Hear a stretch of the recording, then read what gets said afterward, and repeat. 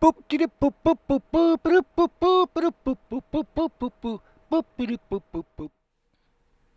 Hi, Mark Phillips. Welcome to another episode of the Wineosper Show. I'm here with my co-host Carol with an E, and today's episode is kind of a snobby one. I mean, it's kind of highfalutin. It's about proper restaurant wine service at a fine dining establishment, which is right up Carol's alley as she's a sommelier, level 3. I'm not, but I know something about this. And so I'm going to kind of let Carol do most of the talking here. I'll take the lead on this. Uh, you know, I wasn't, Carol kind of pitched this. I mean, we talk about what kind of topics we're going to have. And I just think, like, who goes to a fine? I guess people do. I rarely do. Maybe I don't know. Where you're going to spend a ton of money, but we're going to do it. Yielding to Carol on this one, so we're going to talk about, because it's very different service at like a regular place, and the expectations. There's no sommelier on staff at a regular place. There's no wine person bringing you the bottle. A server is bringing it to you, versus a fine dining where a sommelier probably is there, or someone like that, or maybe the waiter's still doing it, but they're really going to do the whole proper service. So, Carol, take it away. We'll start. We could talk about ordering wine, and we kind of did that. But so when you bring the wine to the table, what's the deal? I'm gonna have a little. Do you want anything? A quick one before you start talking. Yeah, easy. Don't start slurring your words. Go ahead. Well, so when you present the label, the bottle, and showing the label to them, why are you doing that? Yeah, okay, I guess. When I hear, tell me if I'm wrong. I mean, yes, make sure it's the wine they ordered by the name of the wine. I also heard about the vintage. I mean, that's what I would look at, because oftentimes on a wine list, the vintage will say, let's say 2013, and out comes another vintage, 14, 12, whatever.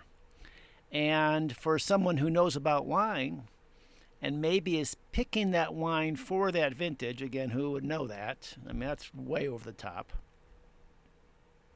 Well, yeah, that's what I heard. Well, there you go. You learn something new every day. Yep. I think it's for both. Obviously, you want to make sure it's the wine you ordered, but I think the vintage is yeah, okay. Keep going. Then what?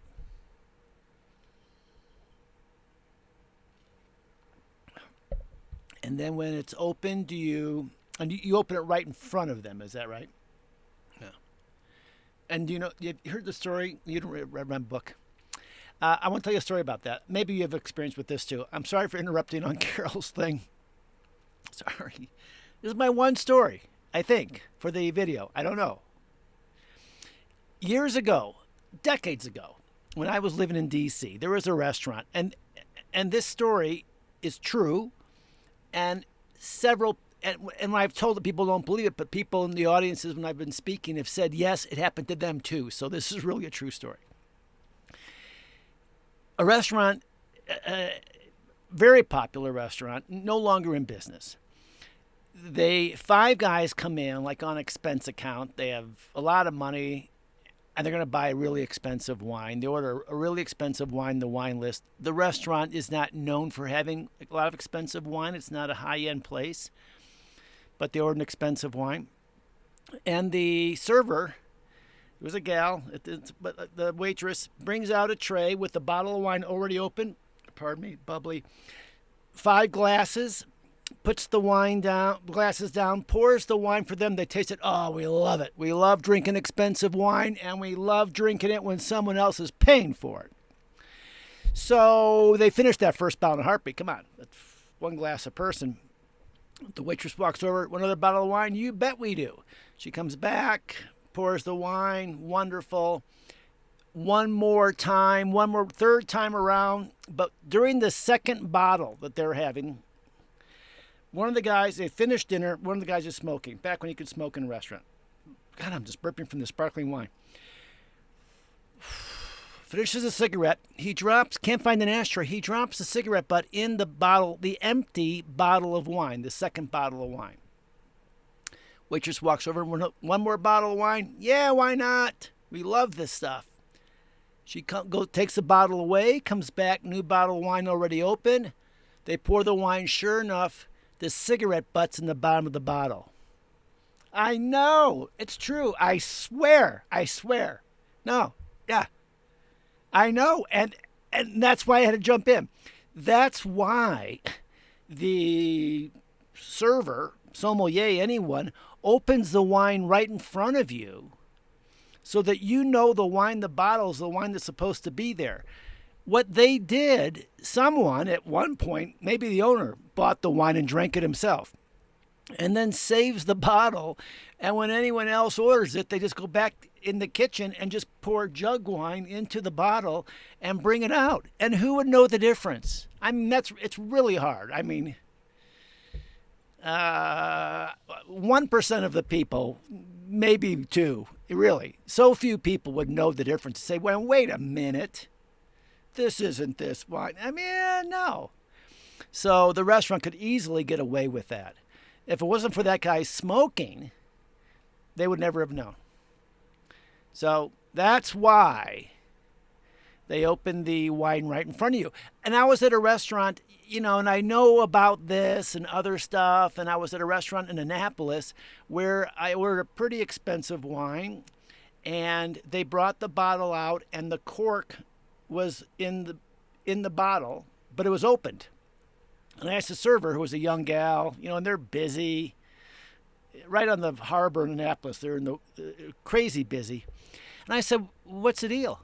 "Oh yeah, I can't open wine very well, so I had my manager open it for me." Would you have taken it? So that's a tough one. Yeah, she's a young gal, probably can't open a wine, work a corkscrew, and she's busy, and and I don't want to disbelieve anyone, so we took it.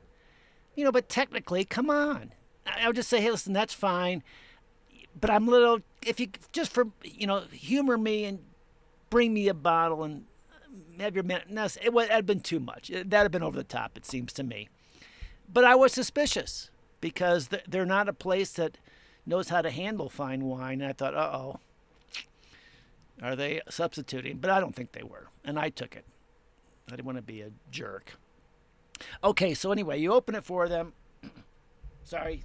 That's a good story, though. It is. And it's yeah, I know. I just remember that. Okay, go.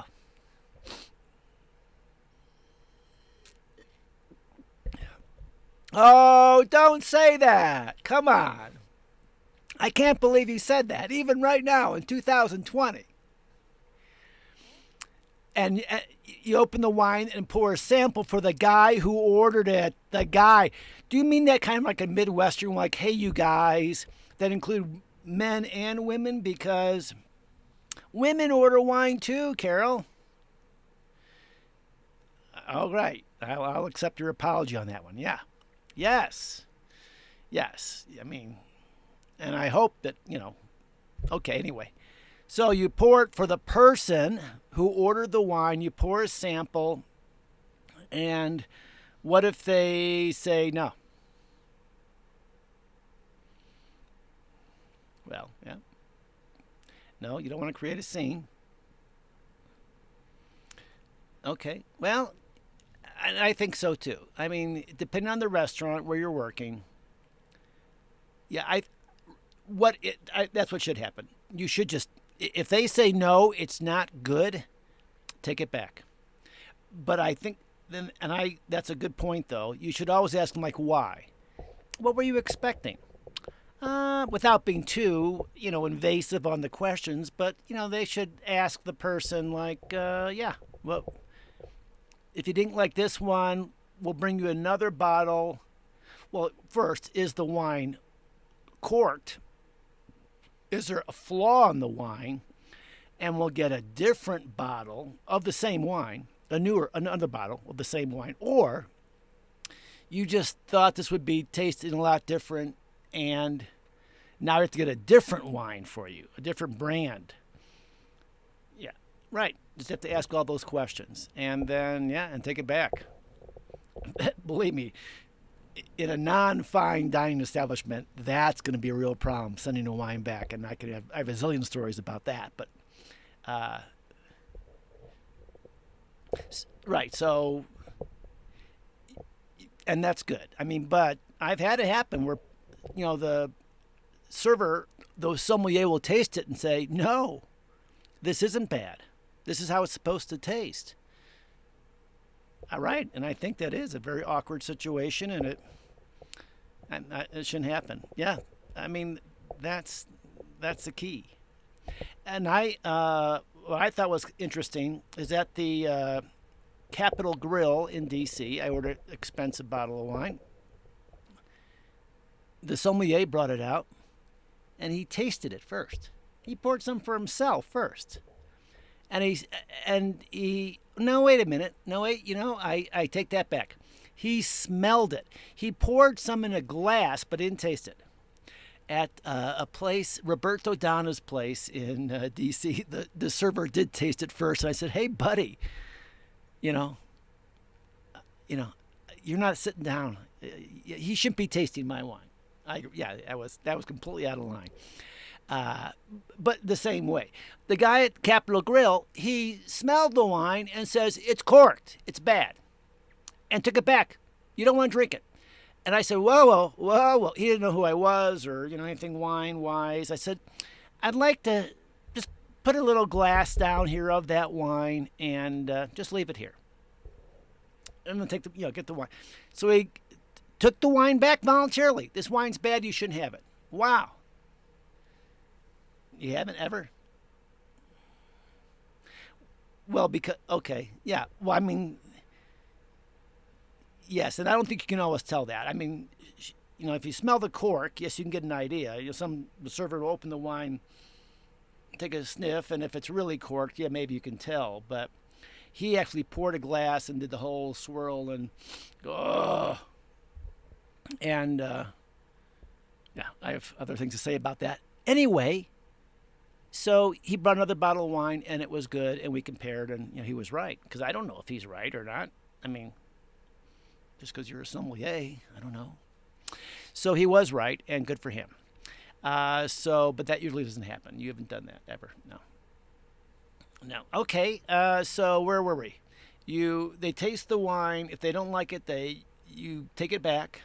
You talk to them, discuss that, and then you pour the wine. What is the proper way to pour the wine? In order and everything? Do you put your thumb in the punt? You don't have a wine.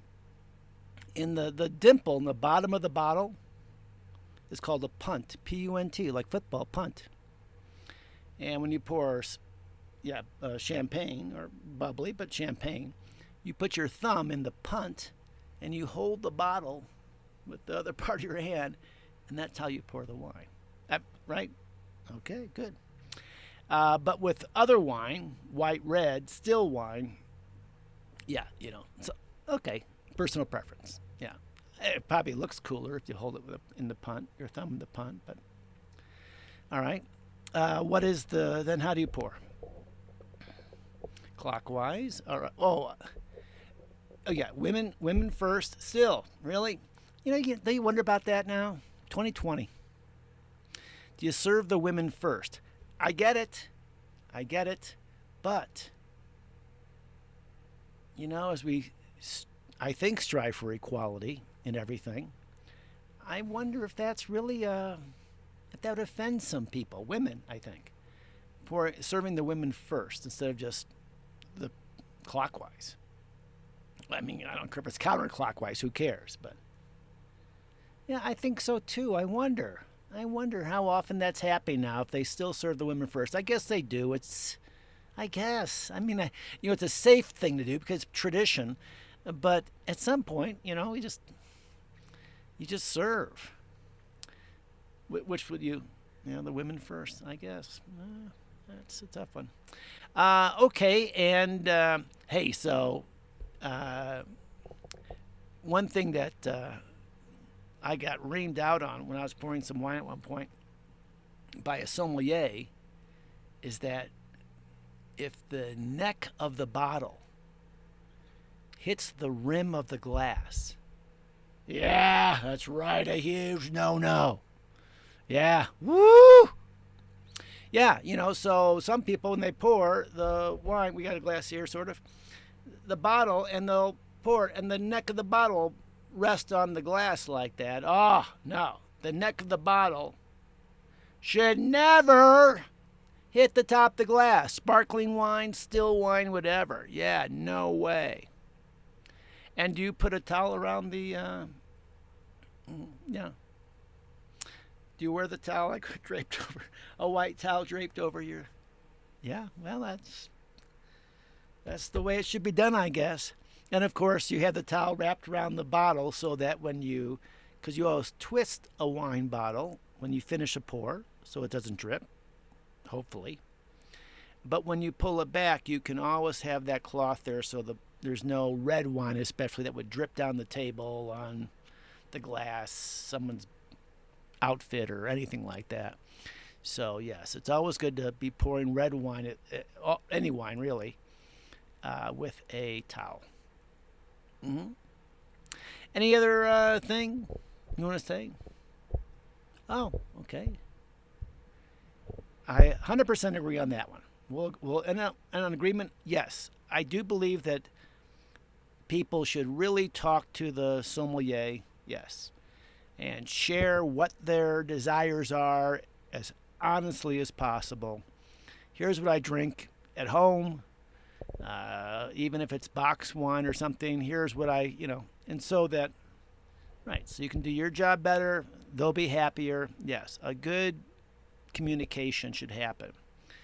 All right, well, Carol, very good. And next time, or at least sometime in the future, we'll do regular restaurant wine service, and we'll have to include some horror stories from that too. Okay, see ya.